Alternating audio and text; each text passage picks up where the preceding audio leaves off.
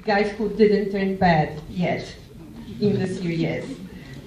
So, are you willing to stay on the path of good and honesty in the series? Just give it a few seconds. Again. 5.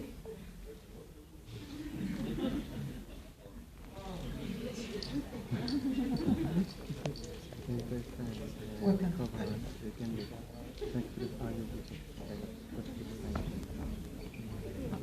It works. Thank you. Thank you. Hello. Yeah, I would like to for Podrick to stay on the good side of the line, because I think it separates. The good characters are few and far between in the show, so they stand out quite a bit because they aren't as power hungry as everybody else. John? Yeah.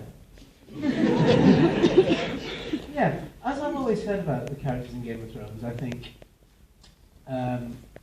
one of the great things about them, one of the things that makes the characters so universally fascinating is that you can't say that any of them really completely good or completely bad.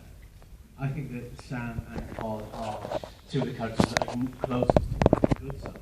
But I think in terms of Sam, he's so much more, there's so much more to him than just being a nice guy.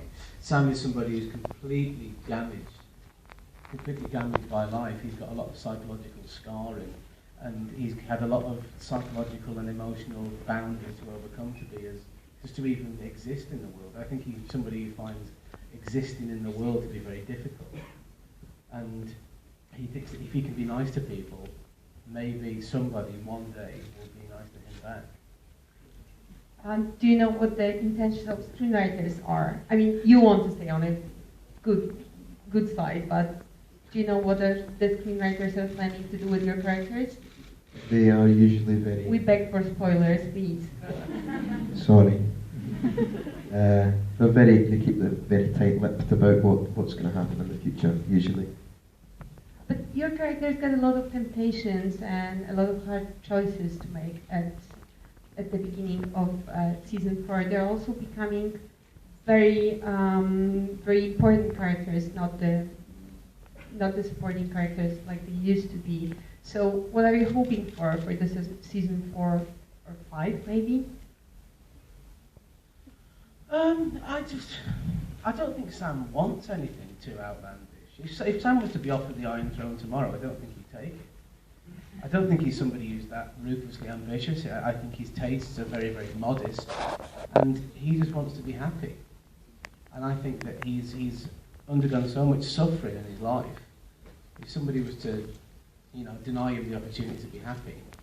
Happy and powerful, maybe? No, Sam doesn't want power. He doesn't want responsibility. He doesn't want to be the person that people defer to. He doesn't want the eyes of the world on him. He just wants one pair of eyes on him. And we all know who that is. And I think, Jimmy. yeah, and I think that he just wants to be loved. I think that's all. Because I think that the emotional state that Sam's in, to be loved for Sam is just as much of an ambition for him as the Iron Throne is for anybody else. They're still completely impossible dreams as far as Sam is concerned. So maybe that's going to change. Podrick is loved, especially by women. Everyone remembers the scene. Yes. Yes, the famous scene. So, how did you prepare? Any method acting? I wish. No, I prepared. I was terrified. In seriousness, I was absolutely terrified of those 3 beautiful women. I've never been so frightened in my life. I don't believe you, I'm sorry. Oh, well. Don't look frightened. Oh. Every time we get used to a character, we like character a lot in the series, the character dies. So I know you are not going through the whole script, you like to be surprised, so aren't you afraid that your character is gonna suddenly die? I think with this show, the deaths are usually necessary.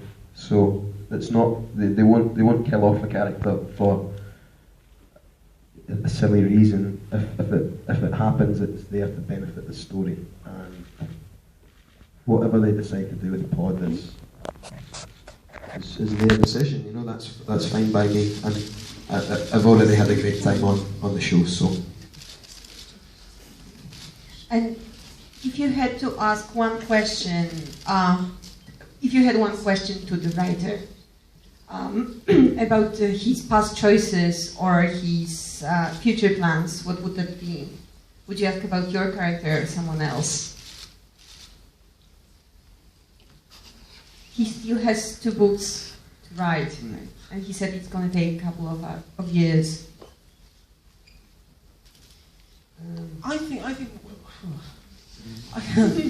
think that the fact that it takes George such a long time to write books, famously it takes him ages to write a book, I think that's because he pores over every single word of it so much. There's nothing that gets into those books that he's not 100% happy about. Because the great thing about George is he knows this world so forensically, he knows these characters, that he's thought of every possible eventuality that can happen. And the one that he's decided on is the one that he's decided is best. And people say, come on, George, get the books written. And so, but it takes you 6 years to write a book. But the fact is, do you want an average book tomorrow? Or do you want a great book in 5 years? And I think that I don't think that any decision that George has made in his books could ever be corrected or made any better, really, because he's bright enough to have thought of all the opportunities that are presented to him. I'd like to ask one more question at backstage of making the movie like that. You told us before that you shoot 30 seconds of a movie a day. That means a lot of retakes, right? And so how long are you preparing all the makeup, costume? Are the costumes actually comfortable? No. Thought so. It's about 3 hours in the morning usually. 3 hours? For hair, makeup, costume before a couple hours. Yeah. 3. Yeah, for preparation before. Something like that, yeah. 2 or 3 hours. Yeah. It takes a long time to make me look that awful. It takes ages.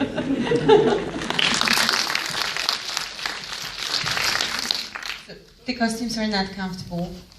Not at all. Oh God, no. No, they're really not comfortable. And it's people. When I was talking about going to Iceland, and people said, "How cold was it?" and my response was, "Pretty cold." It got to minus 35. Ouch.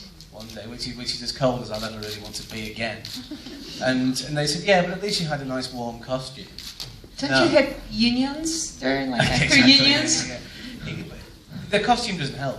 The costume doesn't help because it keeps the bottom, like from your neck down, pretty warm, but your face is as cold. But being chased by a quad helps, probably. Being chased by a quad bike definitely helps. But the thing is, when you're in Iceland at that time of year, you're not even walking on the ground. What you're walking on is like 10 feet of compacted snow. So if you take the costume, which weighs a ton, me, which weighs, another ton, and everything else, and you're supposed to run across compacted snow, it's like being driven into the snow like a tent peg. It was really, really difficult. But, once again, and I think one of the great things about the touring exhibition that goes around all the time is that when people can see the costume close up, they can see the detail involved. And every single department is working at the top of the game, and so the costumes are just as finely thought out as anything else. So there's a reason behind it, but it's a pretty uncomfortable reason. It helps in a sense as well, because they wouldn't have orthopaedic shoes, they wouldn't, it's meant, whenever it is, wherever Westeros may be, they don't have the technology of today, so it helps me anyway. I think it lends itself to the performance and the development looking uncomfortable, because you would be. The clothes were really rudimentary and